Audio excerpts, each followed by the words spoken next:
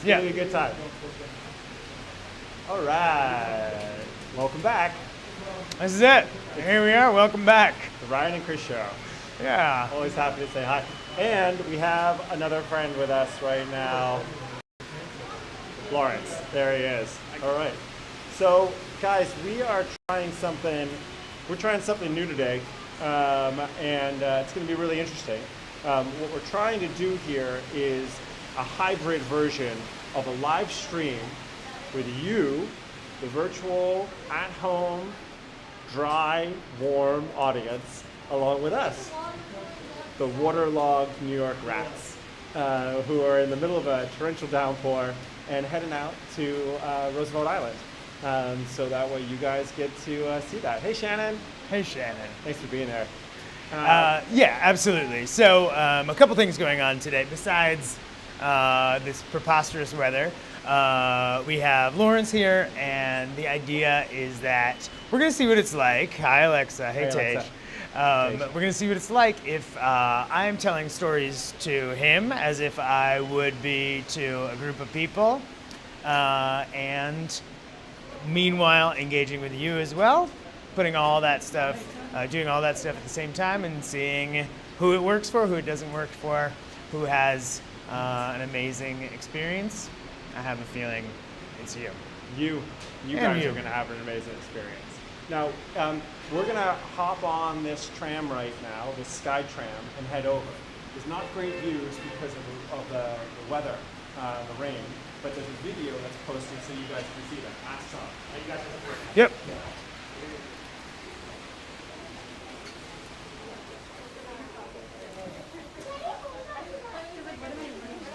Okay, so to answer Alexa's question, YouTube's great, or Facebook, as you prefer. It's really up to you guys, however you want to watch. Yeah. And the most important thing is that at the end of this, we're going to want feedback on how you felt about us handing the camera back and forth between Ryan, the guide, and me, his valet. Please hold on and wear your mask. Absolutely. So are we going to shoot out the window right now? Let's see what we can get. You got the live mic? With the camera. With the camera, guys. Jeez. No, the best spot's over here. No, What's that? The best spot's over here, in my opinion. You like looking north? Perfect. Okay. All right. Good to know. Eternal debate.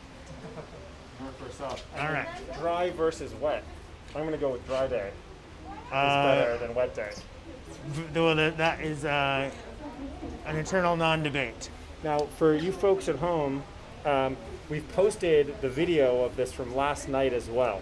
So you could see both the evening ride as well as see it without the rainwater all over the screen. Yeah. So let me give you a quick introduction. Lawrence, come on over. And I'll tell you where we are. We are on the Roosevelt Island Tramway. Hola, Javi. Which is this ridiculous, weird little gondola that hangs off of cables right next to the Queensboro Bridge and goes halfway across the East River to Roosevelt Island, which is our destination today. So you may recognize this tram from the Sam Raimi Spider-Man. Oh. So the final battle between Spider-Man and the Green Goblin. The Green Goblin is dangling a Roosevelt Island tram car full of children in one hand and Mary Jane Watson in the other, and then a bunch of New Yorkers are on the Queensboro Bridge and they start throwing bottles at the Green Goblin, etc. That is the tramway we're on right now, and it's a 4-minute ride. It hangs about 250 feet above the East River, and it leaves from 2nd Avenue and 59th Street, suspends us in the air with these incredible views, and then takes us down onto Roosevelt Island, which is kind of an odd little island. Lawrence, have you ever been to Roosevelt Island before? Not at all. Yeah, Not at all. a lot of New Yorkers have not, unless you know somebody who lives out there.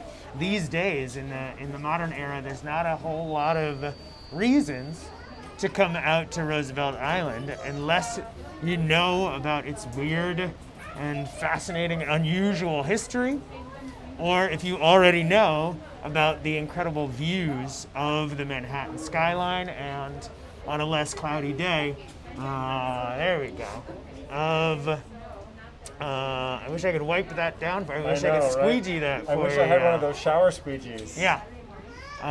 These incredible views. So we are looking north up the East River right now.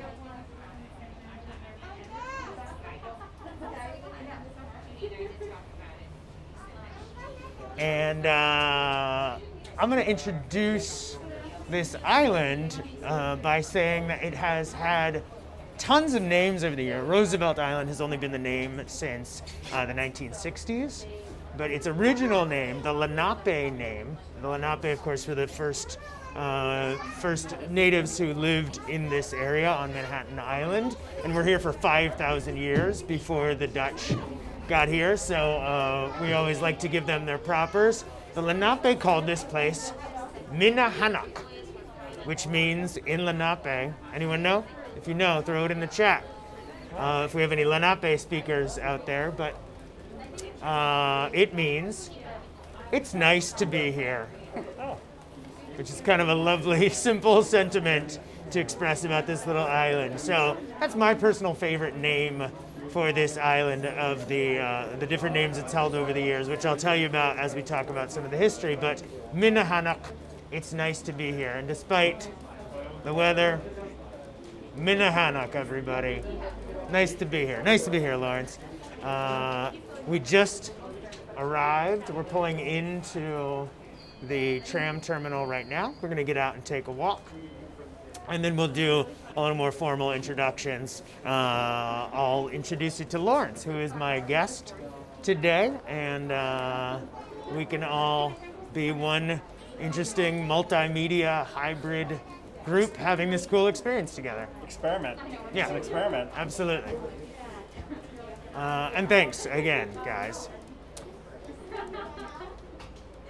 Yeah, you want to take So should I say hello to anyone, or? Yeah, sure. Let me. Okay. Actually, let's head out, and then we'll switch off. Great. Watch out for the doors in the gap, and have a nice day. Thank you very much. Thank you, sir. Thank you. All right. We'll just find a little dry spot. Shannon asked To hide how out for a much second. The ride cost. Oh, good question. It is the same cost as a subway ride. So $2.75, or if you have an unlimited Metro card, you just swipe your Metro card. Okay, so we're figuring this out a little bit as we go as Yeah. well. And our plan is that when we stop and talk, Yeah. we're gonna end up. I'm gonna spin this around really Sure. quick. When we stop and talk, the idea is that we're gonna hand the camera back to me as the valet to show you guys around the area, right? And then when we move, Then I'll take the camera and catch up with the folks at home. Exactly. Any questions you have, just general saying hello, whatever conversations I'm missing out on, I'll scramble to catch up with and insert myself into. So we'll give it a try. We'll see how it goes. And thank you again for being patient with us. So first things first. just really quick for Lucrezia Cordoba, I have no idea how to turn on the subtitles during this. On YouTube, we can't really. Facebook sometimes imports them automatically. Sorry. Yeah, Okay. no, not at all. So will you get me and Lawrence? Yeah. That'd be great. All right. So home audience, this is our live audience. And at the risk of putting you on the spot, I'm just going to ask you a couple questions so we know who we're touring with today. Your name, sir? Lawrence. Lawrence. And how did you end up on the tour today? You know, I was just hanging out. Chris and I go way back, and he was like, I'm doing this. I'm like, I have no other plans, and I never really get to be a tourist in New York. Yeah. So I was like, let's do it. Nice, because you have, So, yeah, you're not a friends New and Yorker family. No, currently. no. Yeah. Just in town for the weekend. Okay. Visiting friends and family. Yeah. So, Awesome. And you said you've never been to Roosevelt Island. No. Do you know anything about Roosevelt all. Island? Not the first thing. nope. Amazing. All right, we got a blank slate. Lawrence, thank you for being here. And let's take a walk. Yeah. do it. All right. Do you want Yeah. to? You're the boss. Yeah. So whenever you want the camera, I'm Okay. gonna give it to you, and Beautiful. whenever you don't, I'll keep on doing my thing. Sure. And looking after it for you. Great. Okay. So let's take a walk this way. All right. So as I said, thousands of years ago, this place was called Minahanok, which, again, if you're playing along at home, means it's nice to be here. And during this time, you may know that Manhattan Island was called Mannahatta. It's this amazing project and book that came out a few years ago called Mannahatta, about life on this island pre-European settlement. And, well, on both of these islands, but Mannahatta has 3 translations. There's no real Lenape scholars around to formalize that. One of them, what's that? The umbrella? No. Did I have it? Oh shit! I had it. I must have left it. All right. never Oh, mind. yikes. Yeah, Okay. yeah, good. No, don't need it yet. We're good. Okay. There It'll are be somewhere. 3 potential translations for Mannahatta. One of them, the most popular, is the Island of Rolling Hills. The second is a place to gather wood. And the third is the place of general inebriation. So depending on how you spend your time in Manhattan, pick the translation that's your favorite. Favorite translation, throw it in the chat. A place to gather wood, the place of general inebriation, the Island of Rolling Hills. So anyway, during those Lenape years, this was a little vacation spot. There were some folks who lived out here. It was good farmland. And the Dutch recognized that when they arrived in the 1600s, when New Amsterdam was established, which was down at the bottom of Manhattan, this was purchased from the natives for some trinkets, some household goods, and the Dutch called it Varkens Island, which means Hog Island, because there was pig farming out here. So picture all of this is nice farmland. You got your wild pigs running around. And that's the name it has for years until one particular event. Now, we know that Manhattan started out as New Amsterdam. It was run by the Dutch.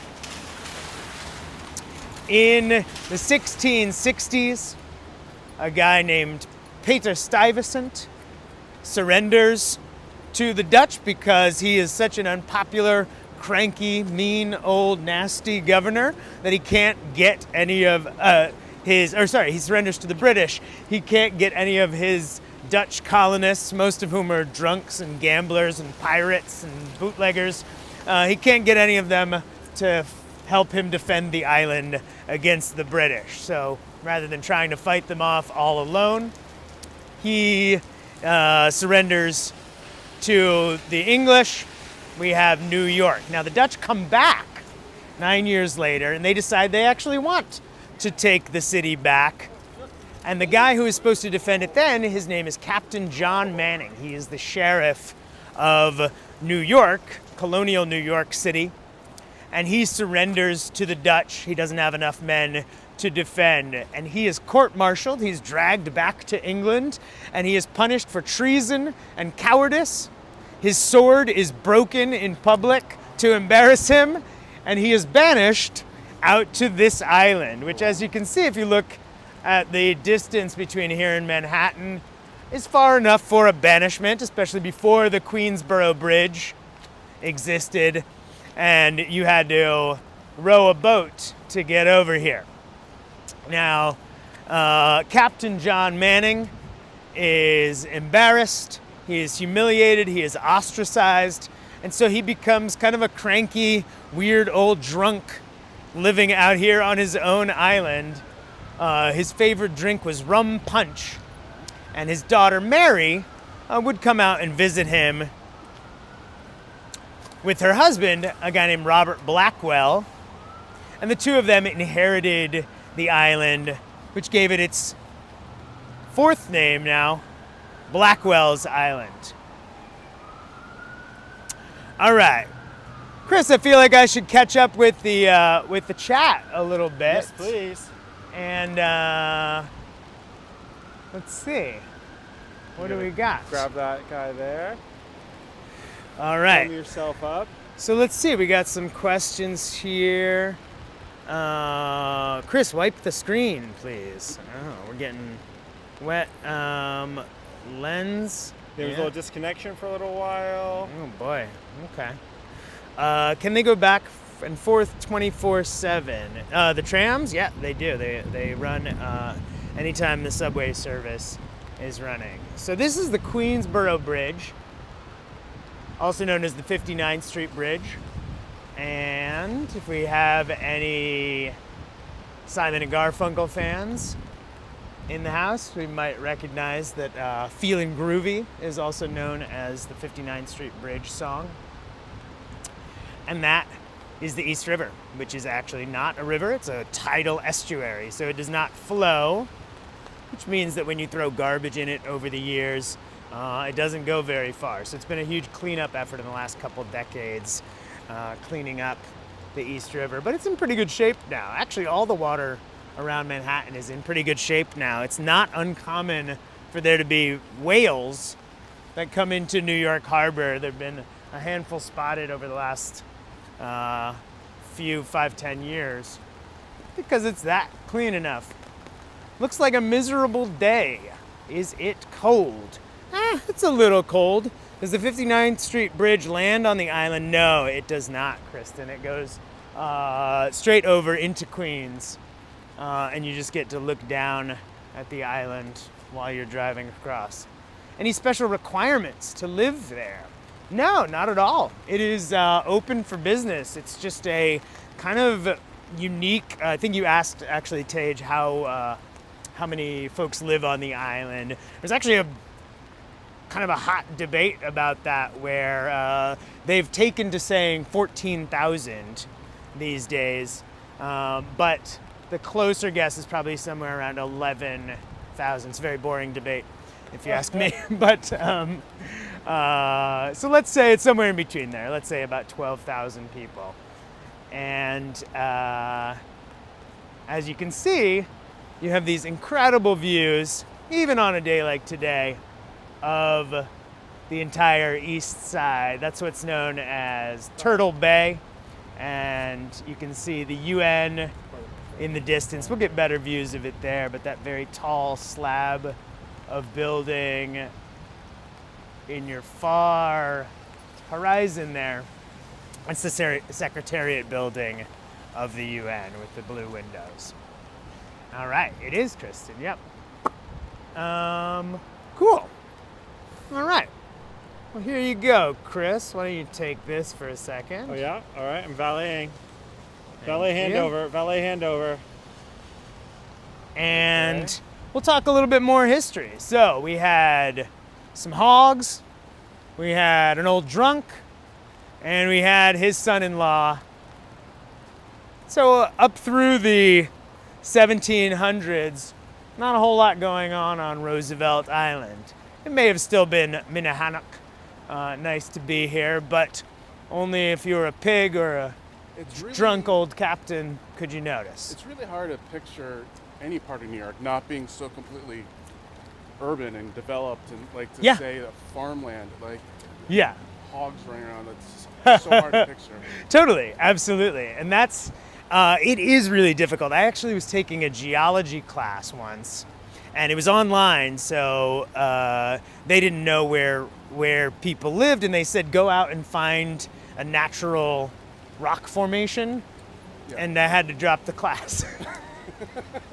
Because there was literally, I rode down to Coney Island, I went all along the coastline of Brooklyn. I couldn't find anything that hadn't been shaped by man.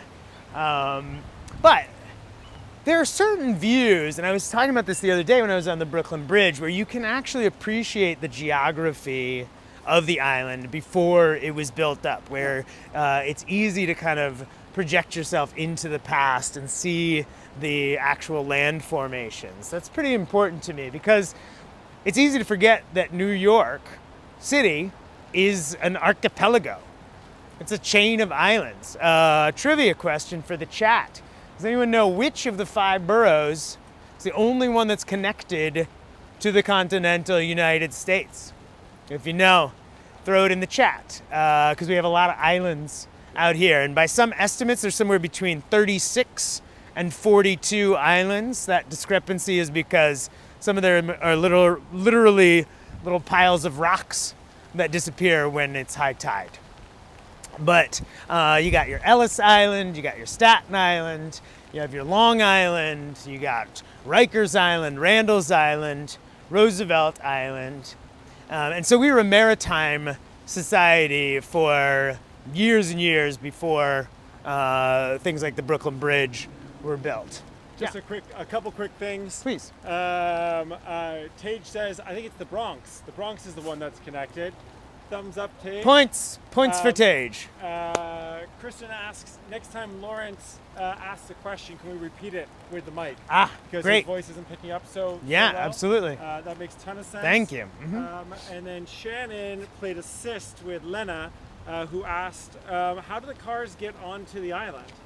How do cars get onto the island? Yeah. There are ferries that take cars over here, and then But the 59th Street Bridge does not let you get off of it. On the no, island. the 59th Street does not. No, you actually don't drive. Sorry, that's a great question. I know there's a footbridge. I've taken a footbridge over to Queens, and then there is, I thought there was a tunnel. I'm pretty sure there's a tunnel. That would make I'm sense. sorry, I forget that that people have. One of the 95% of New Yorkers who does not own a car. Yeah, absolutely. And some enormous percentage that don't have driver's licenses, actually. Yeah. So let's take a little look around. Actually, before we head, we're heading south right now, right? So can we take a little walk up this hill, Chris? Totally. Uh, Whatever you want, and you let us know if you ever want this puppy back. Sure, you got it. I will take it in just a second, but let's take a look around and talk a little bit more about the history, because the big important era in this island's history starts in the 1820s. You good with walking in the grass? Yeah. Yeah, okay. So in 1821, the Blackwell family, who I mentioned, the son-in-law of Captain Manning, they sell the island to the city, and the city has this idea that they want to build a city of prisons. So this is sometimes known as Damnation Island, or the Island of the Undesirables, because this became where you would banish with any people you didn't want to see. So that includes smallpox victims, that includes the infirm or crazy. There was an asylum out here, and then that also includes the penitentiary. So before Rikers Island, the prisoners would go. And so in the 1820s, 1830s, you have those 3 institutions built, and we're going to go see the Smallpox Hospital, which there are still ruins of left down at the south of the island. And so everyone can see we are right across from Astoria, Queens there. You can see the sign kind of for Silver Cup Studios. There's a lot of TV studios up in Queens. My favorite is Kaufman Astoria Studios. That's where they shoot Sesame Street. And Astoria is also kind of a great little neighborhood, pretty middle class. The funny thing about it is named after John Jacob Astor, who was this incredibly rich, so Astor Place, the Waldorf Astoria, etc. But he never actually lived there. He had very little to do with it. He was so wealthy that they assumed that if they named it after them, he would make a bunch of investments in it. But he was kind of unimpressed and threw them $5,000 and never really set foot in Astoria. Failed naming rights. Yeah, exactly. Failed naming rights, Lawrence said. A better name for it would have been Steinway, because Steinway Street is one of the main streets in Astoria, as in Steinway Pianos, which is still where the main factory is up there. All right. So that's Queens. Long Island City, a lot of new business. You can see those high rises there. There's a big Citibank building. JetBlue has a big headquarters there. It's been a big push to have a lot more corporate tenants moving into Long Island City and Astoria. All right, let's keep moving. That's not a path we want to be on. It's pretty wet down there. So just to the left there, get a little glimpse at that. That's a whole new complex. It's mostly part of Cornell Tech, as in Cornell University. This is their technical college, and then some new hotels and apartments out here. This is just in the last 3 years or so. So a lot of weird new development here on Roosevelt Island. Tage asks, have many movies been done on the island? On Roosevelt Island? That's a good question. Not really. The most famous is after the Green Goblin and Spider-Man battle on the bridge. Their final battle is set but not actually filmed. They take the exterior shots of the Smallpox Hospital that we're gonna see. And so it's kind of a rusted, like a falling down old brick building that they're throwing each other around on. This is terrible tour guide etiquette. I should never take a guest down a slippery, wet green hill in the rain. So I apologize, Lawrence. How much left of the island is available to develop? How much left is available to develop now, Lawrence asks.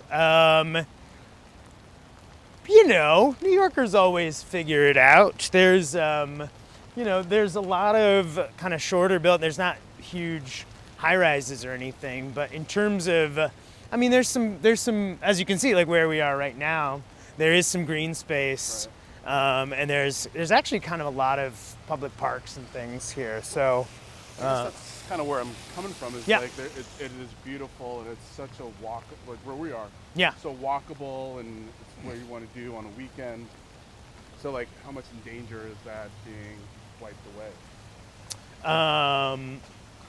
That's a good question. Just repeat it, because sorry. Your voice levels, because he's behind you. Totally, yeah. So Lawrence was asking about development, which is, always a sort of the wolf at the door in New York City, is the loss of our public spaces and then being turned into condos and luxury rentals. And that's a good question. I think there was, there's all of the stuff that we just saw. That whole Cornell complex is a big new development, but I honestly don't think there's a big draw to it because it's such a weird place to get out to. There's still, whole neighborhoods of Brooklyn that have yet to be gentrified. Although those are obviously, less and less all the time as well. We're getting lots of thank yous from people at home. Oh yeah. For us braving the elements out here. Oh nice. And mentioning how wet it is, and let's take a left here. Ryan and I actually discussed this, and we're like, should we call it? It's coming down pretty hard. Yeah. But then Ryan was like, Chris, the show must go on. Yeah. The show must go on. They've been waiting for it. Yeah. It's maybe my last chance to give it to them. So yeah. You can thank Ryan, guys. Nice. So before we head down towards Four Freedoms Park, Chris, if you can just get a nice shot of the UN complex over there, because there's fencing and we won't be able to get a great. Do you want to? I'm gonna jump over the pond over here. Yeah, you can do it. Great. Cool. So yeah, the UN complex. They broke ground in 1948, and you can see the giant slab of a building. That's the Secretariat building, built by Oscar Niemeyer.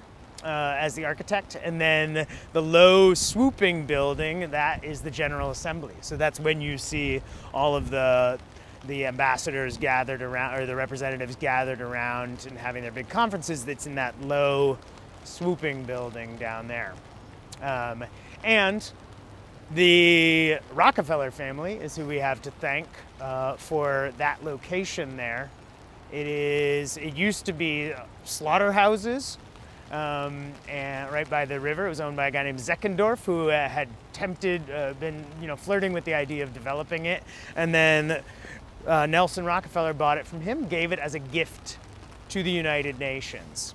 And one interesting thing about the United Nations is that it's its own sovereign land. It's not technically in the United States, but in exchange for having the police and medical services and things serve the UN, they agree to follow the general laws of New York State and of the country. Big thank you to Tage for the super chat. Oh, thank you, Tage. Really appreciate that, brother. Yeah, I do appreciate that.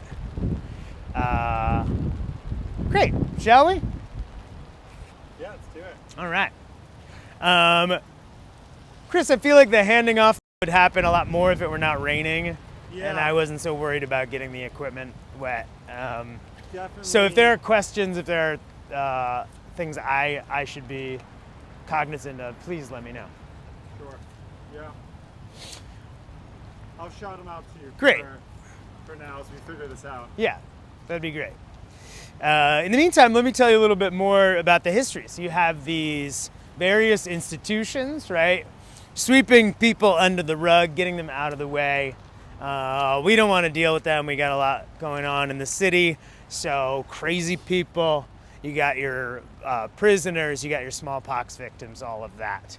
And it was so nasty out here, it developed this reputation, so much so that Charles Dickens came to visit in the 1840s, and he wanted to see it himself. He's obviously a fan of drama and kind of intense situations that, if you've seen what he puts his characters through. And there's a quote by Dickens about the thank you, Michaela. I appreciate that. Thank you for the super chat. Thanks for joining us today. So he says, Dickens here, hold on a second. He says, everything in the asylum had a lounging, listless, madhouse air, which was very painful. The moping idiot cowering down with long disheveled hair, the gibbering maniac with his hideous laugh and pointed finger, the vacant eye, the fierce wild face, the gloomy picking of the hands and lips, the munching of the nails, they were all without disguise in naked ugliness and horror. Sounds pretty gnarly. And a few years later, in the 1880s, there was a young reporter named Nelly Bly who was working for Joseph Pulitzer at the New York World. You know this story, Lawrence? No. Is this her here? That is her, yeah. Let's throw her up on the screen. That's Nelly Bly there. And she had moved to New York as a journalist just recently and wanted to make her bones. She had this idea, which was that she was going to pose as a crazy person. She was going to get put away in the asylum here on Roosevelt Island, and then she was going to see if all of the rumors were true, if things were as bad, as disgusting, as dangerous, as unhealthy as everyone said they were. And so she checked herself into a boarding house. She started acting crazy. The men with white coats were called, and she was assessed as out of her mind. She was hysterical, as they used to call women mostly.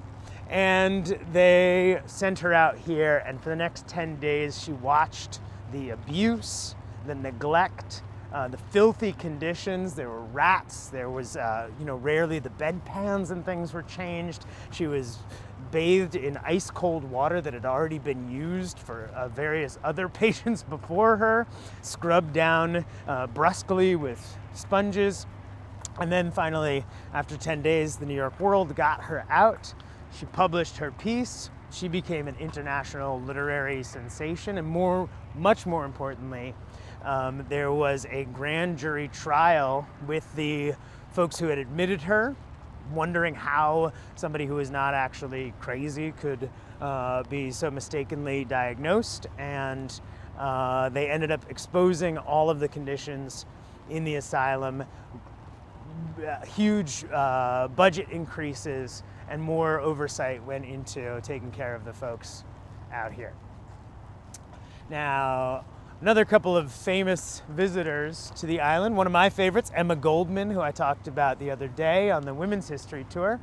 I don't have a picture of Emma there. But Emma is an amazing, fiery anarchist speaker. She gave a speech in Union Square. She was charged with inciting a riot, and she was put away for 10 months.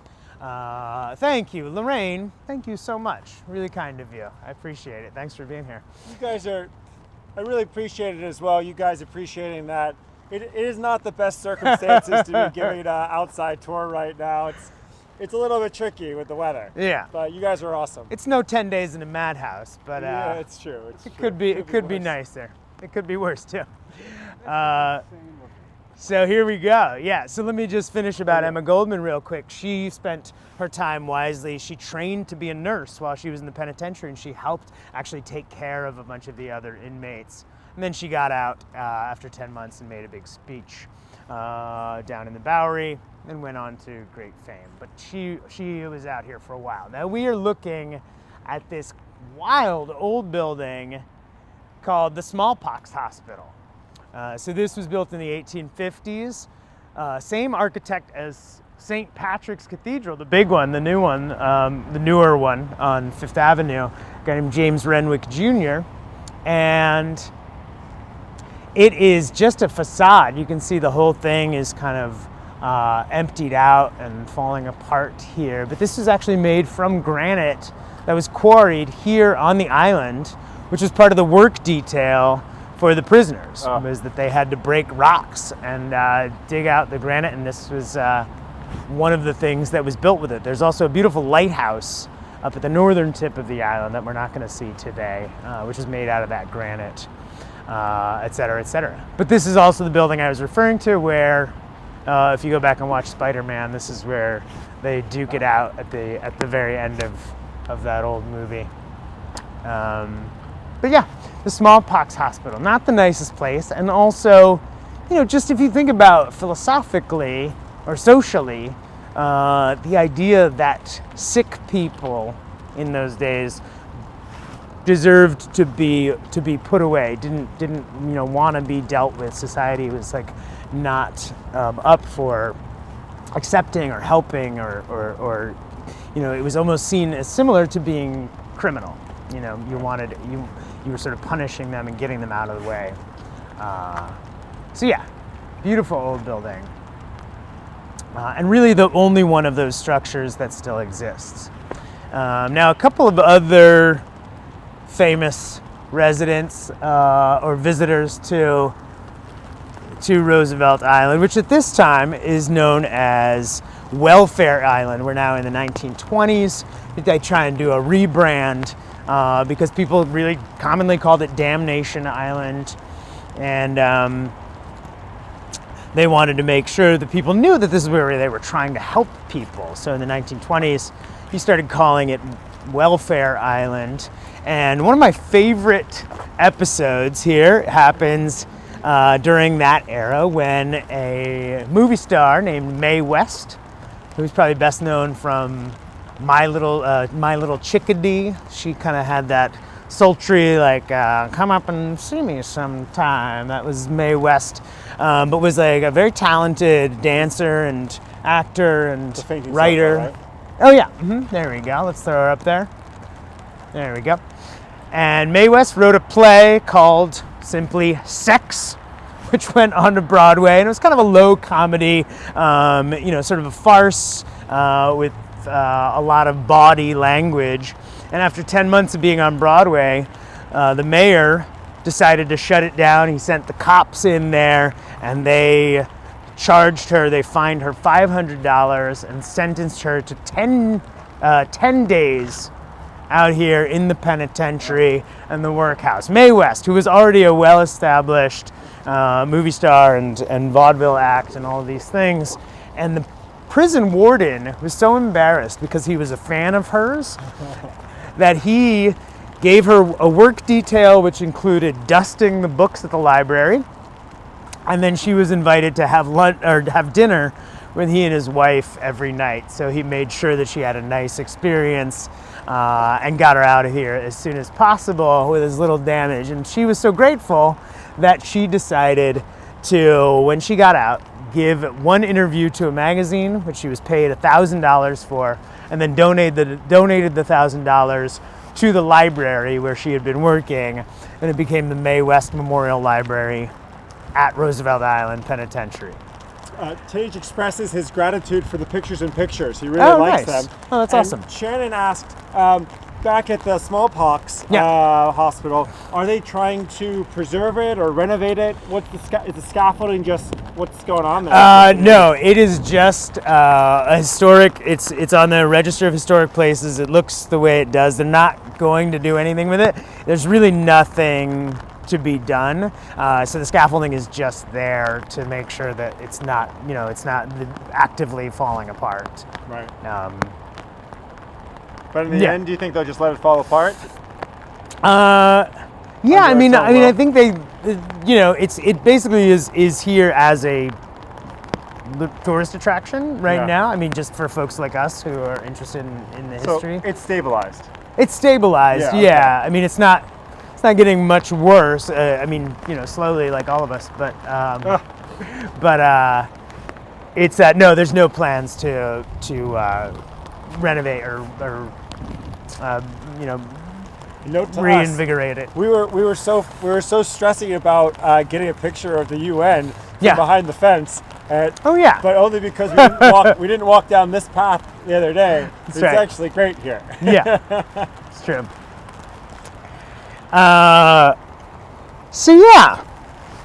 What do you think so far? It's worth the trip, Lawrence? Yeah, absolutely. And then the juxtaposition between the hospital and this part is kind of cool. Yeah. That it's like the old and the new are rammed up against each other. Absolutely. So we are. It opens up of four, which is named after a famous speech that Franklin Delano Roosevelt, who the island is named after these days, gave in 1941. And there's a whole plaque and things dedicated to that. But this is all of the cool construction. I mean, the design and the walkway we're on now is technically part of that part. So the 1930s comes around, and it's a funny time in New York. You got a lot of gangsters and bootleggers, lots of kind of wild lawbreakers, and our mayor through the 20s was a guy named Gentleman Jimmy Walker, who wore big fur coats and carried a diamond-topped cane and dated showgirls and was very outwardly corrupt. He spent a lot of time at the casino in Central Park.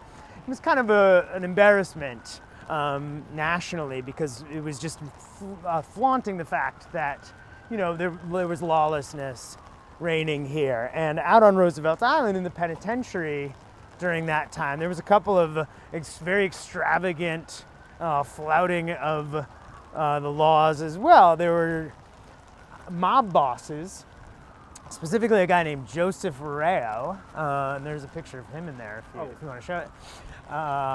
He's the guy who looks like a mob boss.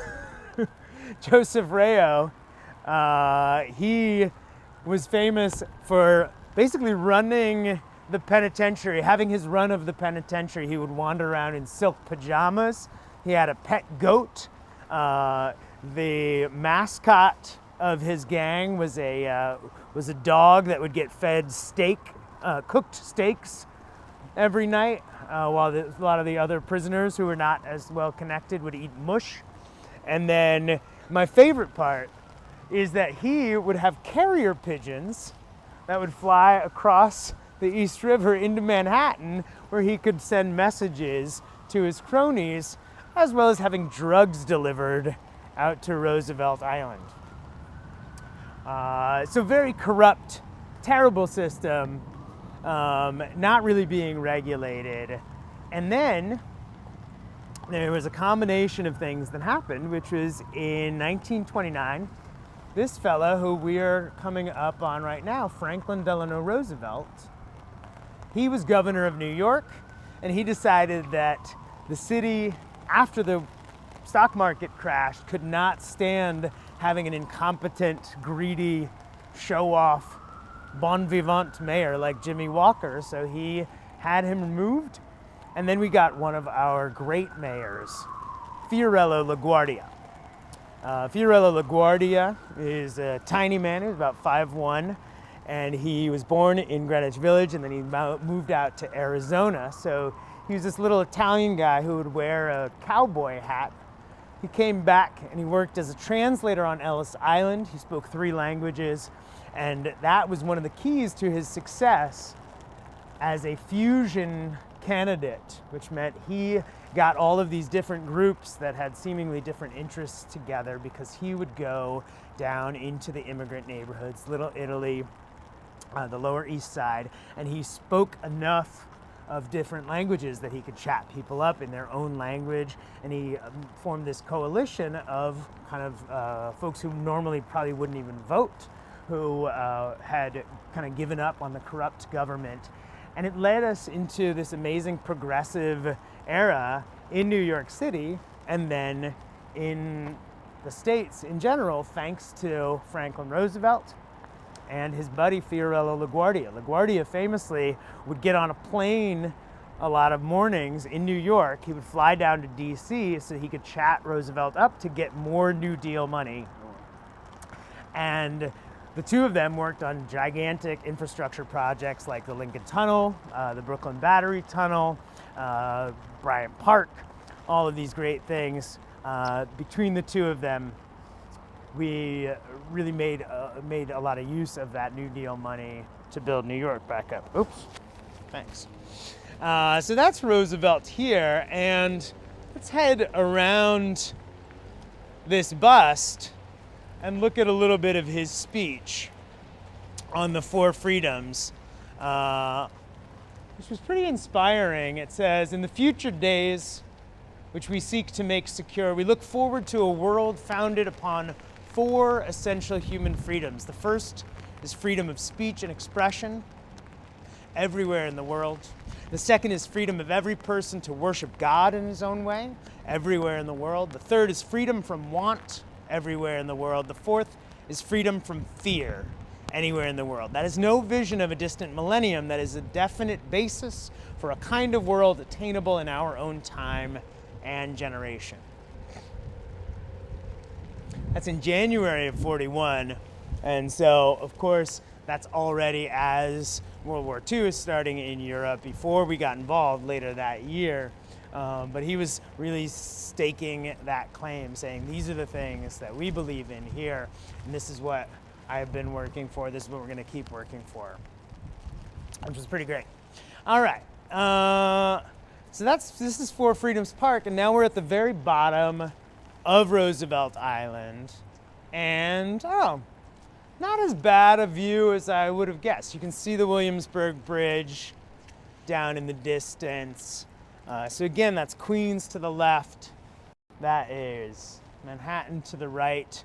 And these are a couple of those tiny little islands of the 42, perhaps, that I mentioned earlier. But I love that this is one of the spots in the city, like we were talking about with the geography, where it's not as hard to picture what New York City looked like before all of the buildings were here, because this is one of the rare places where you can actually see the curve of the river, the shape of the land, all of that stuff. And it's pretty wet, and I think that we've done some good work today. I'm gonna go ahead and finish up, if that's cool. Yeah? Okay. Again, I appreciate everyone's patience. We would love to hear more feedback. I didn't get to spend much time with the chat, which is unfortunate. Yeah. We'll work on it. What's that? We'll figure it out. Yeah, we will. People have been insisting we go get a hot cup of coffee or hot chocolate. Thanks, guys. We appreciate that. But at the risk of having too many quotes by beautiful white men on this tour, I did want to end with one of the most incredible things written about New York City. And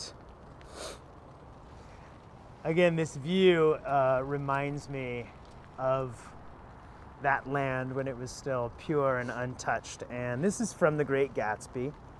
And the Queensboro Bridge reminded me of The Great Gatsby because they're always driving in from Long Island to go into the city to the Plaza Hotel and things like this. So we'll leave you with the gorgeous prose of F. Scott Fitzgerald. As the moon rose higher, the inessential houses began to melt away till gradually I became aware of the old island here that flowered once for Dutch sailors' eyes. A fresh, green breast of the New World. Its vanished trees had once pandered in whispers to the last and greatest of all human dreams. For a transitory, enchanted moment, man must have held his breath in the presence of this continent, face to face, for the last time in history, with something commensurate to its capacity for wonder. So that's from The Great Gatsby. Let me say hello to some of the chat before I say goodbye. You guys, thank you so much for joining us today. I'm sorry it was so weird for a variety of reasons. We're trying things out. And I'm sorry I didn't get to spend much time chatting with you. And That's that. yeah. Yeah. I'm sorry I didn't get to spend much time chatting with you. But we'll work it out. And thanks for your patience. But we'd love to hear how we did, what we could improve, how we could do things differently, all of those things. But thanks for joining us on this weird wet day out on Roosevelt Island. I hope you learned a couple things. I hope you enjoyed some of the views. And what else, Chris? I just want to say thank you to you. Oh, right on. It was a breath of fresh air. We've gotten so much good brainstorming done in the last days about how we proceed, like bringing this hybrid world of the at-home audience, a real in-person audience, and I've learned a ton about New York from spending some time with you as well. So Nice. I'm really grateful to you, brother. Thanks, It's man. good to see you. Yeah. I'm looking forward to our tour of Helena and Missoula and all the rest that comes down in the future. Yeah. And thank you to you guys as well at home right now. Really appreciate you going along with this, being part of our guinea pigging, all the support from the very, very beginning. And you just have done, we keep doing it because you keep watching. It's the only reason. Absolutely. So thank you. Yeah, thanks for letting me show you around, guys. Those of you who were with me all week, it was so much fun. Lorraine, thank you for the super sticker. I appreciate that. And you can also find Ryan's direct PayPal link in the comments or the description of the video. Certainly on YouTube that's the case, and then on Facebook I'll insert it back in again if it's not there, if it didn't get automatically put in. Nice. And lastly, a special thanks to our live audience member today. This is Lawrence. Thanks for being out here in the rain with us. We are wet rats. On a weird day. Yeah. Crazy. All right. Awesome. Take care, guys. We'll talk to you soon. Shall I press end? Yeah, please. See you guys.